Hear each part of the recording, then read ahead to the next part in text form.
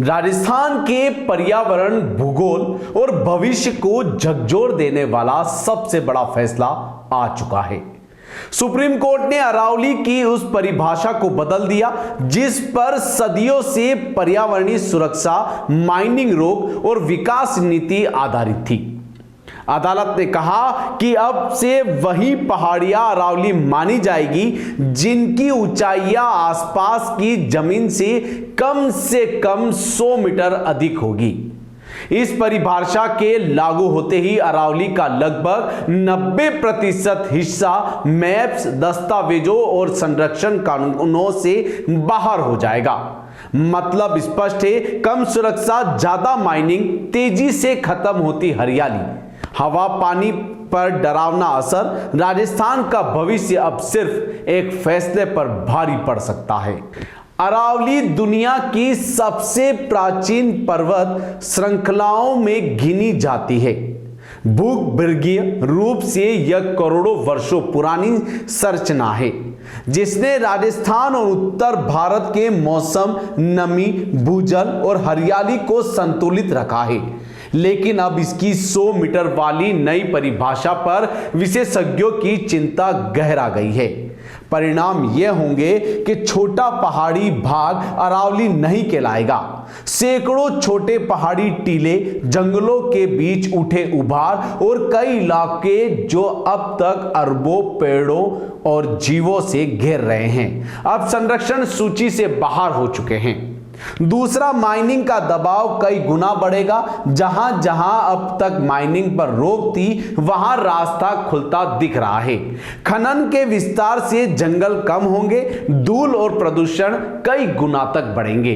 तीसरा, हवा पर आएगी संकट की आंधी। अरावली धूल रोकने की प्राकृतिक दीवार है। असर साफ है, राजस्थान के शहर धूल के गुबार में गिरेंगे। AQI खतरनाक स्तर पर जाएगा, सांस से जुड़ी बीमारियां बढ़ेगी। चौथा, पानी का चक्र टूटेगा। अरावली हर बारिश का पानी जमीन में उतारती है।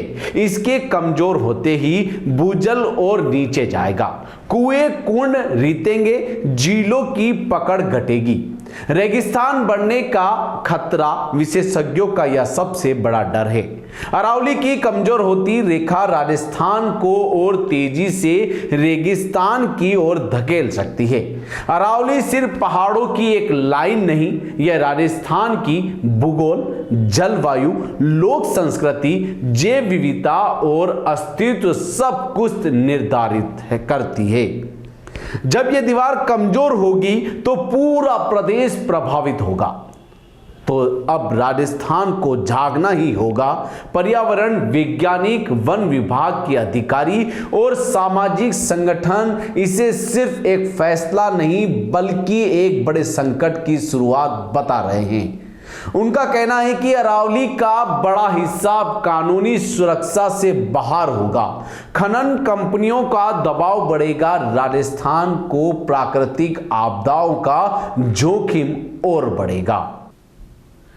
मामला सिर्फ पर्यावरण का नहीं, यह पानी, हवा, खेती और जीवन के हर पहलू से जुड़ा है। सवाल बड़ा है और जवाब भी राजस्थान को ही देना है। कभी अरावली ने राजस्थान को रेगिस्तान बनने से बचाया था। आज अरावली खुद बचने की लड़ाई में है। क्या हम इस लड़ाई में खड़े होंगे?